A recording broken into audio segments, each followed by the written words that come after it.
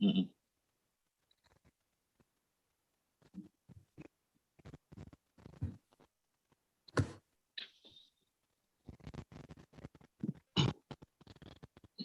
Baik, Assalamualaikum warahmatullahi wabarakatuh. Sehat Bapak Ibu Waalaikumsalam semua. warahmatullahi wabarakatuh. Tuh. Semangat pagi Bapak Ibu semua.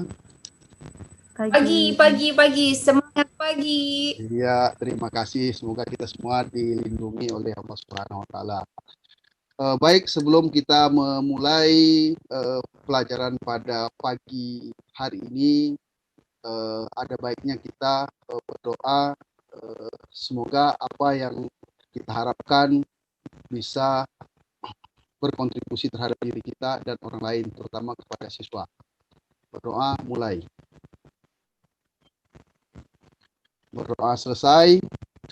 Baik, perkenalkan saya Suryadi dari SMK Negeri 1 Kempas, Kabupaten Indragiri Hilir, Provinsi Riau. Pada kesempatan ini saya akan coba mengenalkan atau mempresentasikan capaian pembelajaran atau bahasa kerennya dikenal dengan istilah CP. Baik, Bapak Ibu. Ya, di sini saya menampilkan gambar. Menurut Bapak Ibu, yang Bapak Ibu amati, kira-kira pada anak SMA atau SMK sekarang apa yang sedang mereka lakukan? Silakan Bapak Ibu. Presentasi Pak ini. Ya, presentasi ya, Bu Neng. Kemudian Ibu Sela atau Pak Susongko. Kayaknya ya lagi presentasi di kelompok ya Pak. Presentasi kelompok ya. Baik, terima kasih Ibu Bapak ya. Nah, di sini siswa mempresentasikan menyesuaikan sistem pembelajaran yang nantinya akan berkoneksitas dengan pembelajaran yang sebelumnya. Baik, kemudian kita lanjut ke materi berikutnya.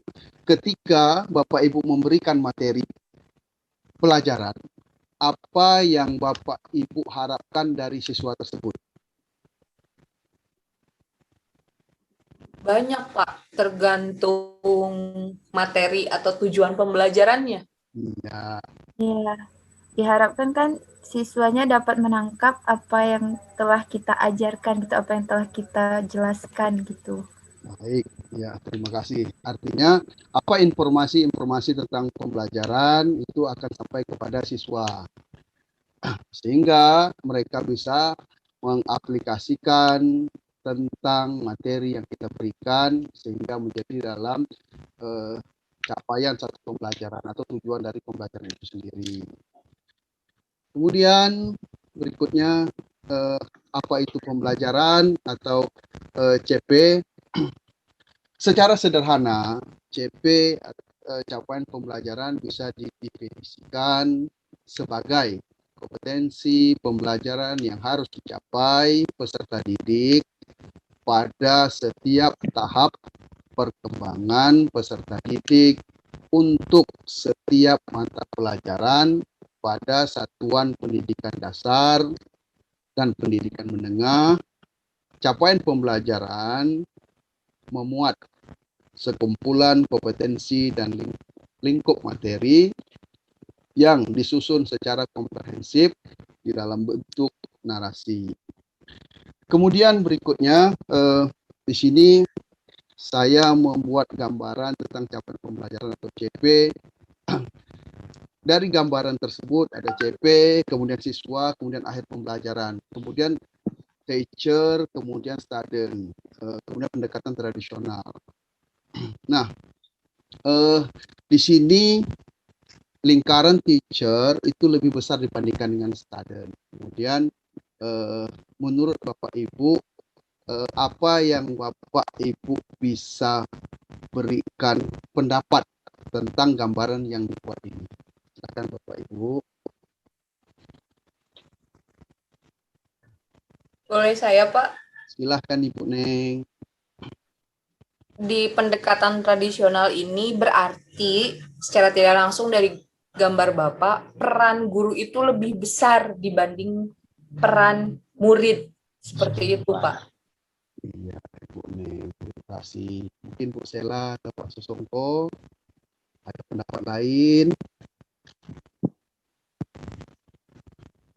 Oke, baik. Terima kasih Bu Mungkin Bapak. hampir sama, istilahnya peran guru lebih dominan. Nah, ya. Nah, jadi di pendekatan tradisional, di sini teacher sebagai apa namanya center, sementara siswa hanya mendengar. Kemudian guru di sini sebagai menyampaikan segala sesuatunya lebih dominan dibandingkan dengan siswa, sehingga keaktifan, kreativitas dan seterusnya belum didapat atau belum tercapai dari tujuan pembelajaran itu sendiri. Kemudian di sistem pembelajaran atau pendekatan modern, di sini capaian pembelajaran ada siswa, kemudian di akhir pembelajaran di sini siswa lebih dominan. Nah, artinya bertolak belakang dengan sistem pendekatan tradisional. Jadi di sini siswa dituntut lebih aktif, lebih kreatif untuk apa namanya menggali potensi tentang pembelajaran yang diberikan atau informasi yang diberikan kepada siswa. Dan tujuan akhir adalah untuk tercapainya suatu tujuan pembelajaran itu sendiri. Kemudian dari prinsip pembelajaran, seperti kita ketahui dari materi sebelumnya, Bapak Ibu, di sini ada prinsip pembelajaran terdiri dari terukur dan spesifik, kemudian fleksibel, kemudian otonomi. Nah, di sini untuk terukur mungkin sudah kita bahas tentang keterukuran dan spesifik itu, kemudian fleksibelnya sesuai dengan tahapan pembelajaran atau dengan fase siswanya, kemudian otonomi juga disesuaikan dengan pembelajaran yang ada di internal atau di lingkungan sekolah itu sendiri.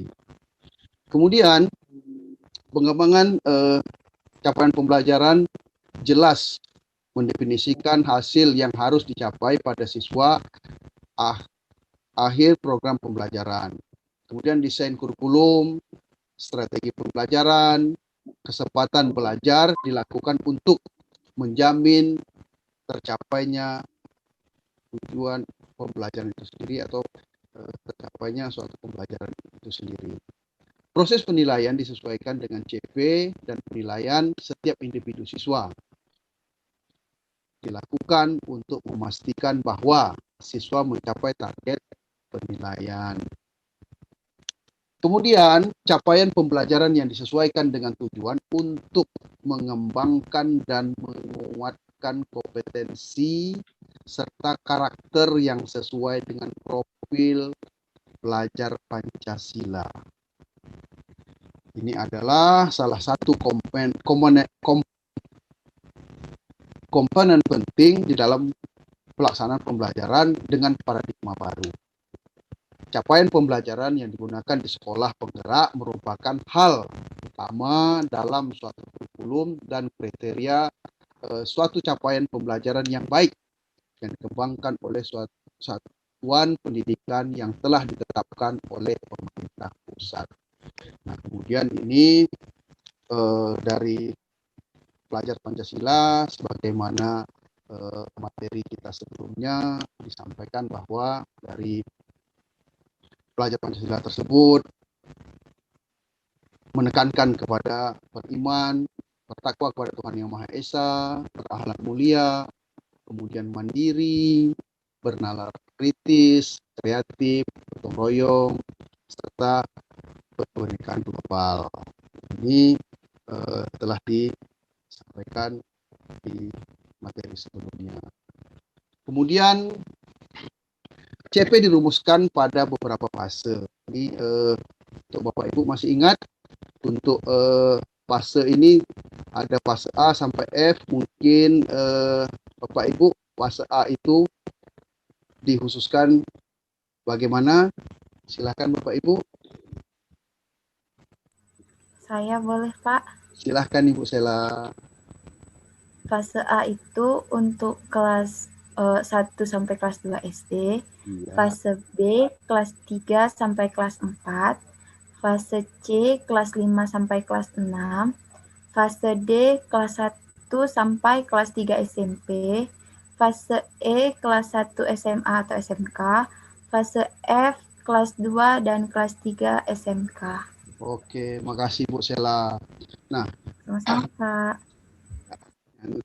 jadi dari fase tersebut kita menyesuaikan dengan rumusan pembelajaran yang akan kita bawa. Seperti untuk fase E kita berada di SMK. Nah, dari fase ini kita memulai menyesuaikan dengan kondisi dari peserta didik itu sendiri.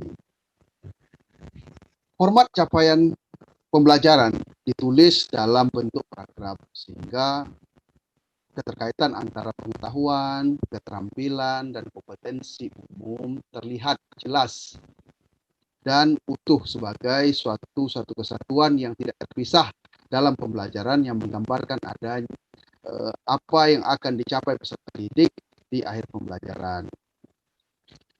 Hal ini berfungsi untuk memberikan kesempatan mengeksplorasi materi pembelajaran lebih mendalam, tidak terburu-buru, dan cukup waktu untuk menguatkan kompetensi, mengingat tahap perkembangan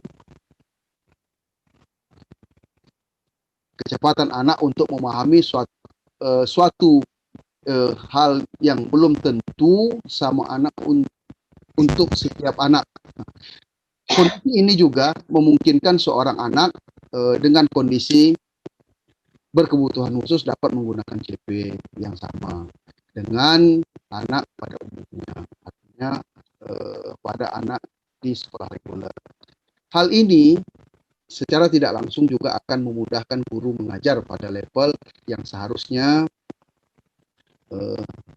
Hal ini tentunya impian setiap guru untuk mendapat mengajar anak sesuai dengan tahapan perkembangan anak itu sendiri. Kemudian impian anak itu untuk memperoleh layanan pendidikan sesuai dengan haknya. Nah, kemudian ini sistem pembelajaran yang contoh yang tradisional, kemudian ini sudah masuk ke modern, artinya siswa dituntut lebih kreatif. Kemudian di dalam melakukan simulasi pembelajaran sesuai dengan kebutuhan pembelajaran, sesuai dengan tujuan pembelajaran. Mungkin itu saja pada kesempatan ini, dan untuk penugasan jangan lupa batas tugas akan harus sudah selesai sebelum jam 6 pagi besok. Sistem penugasan diselesaikan bisa melalui WhatsApp group dan seterusnya. Ya. Jadi mungkin itu saja yang dapat saya sampaikan pada kesempatan ini. Lebih kurang saya mohon maaf. Wabillahi taufiq wal hidayah. Wassalamualaikum warahmatullahi wabarakatuh. Waalaikumsalam Waalaikumsalam warahmatullahi Warahmatullahi wabarakatuh.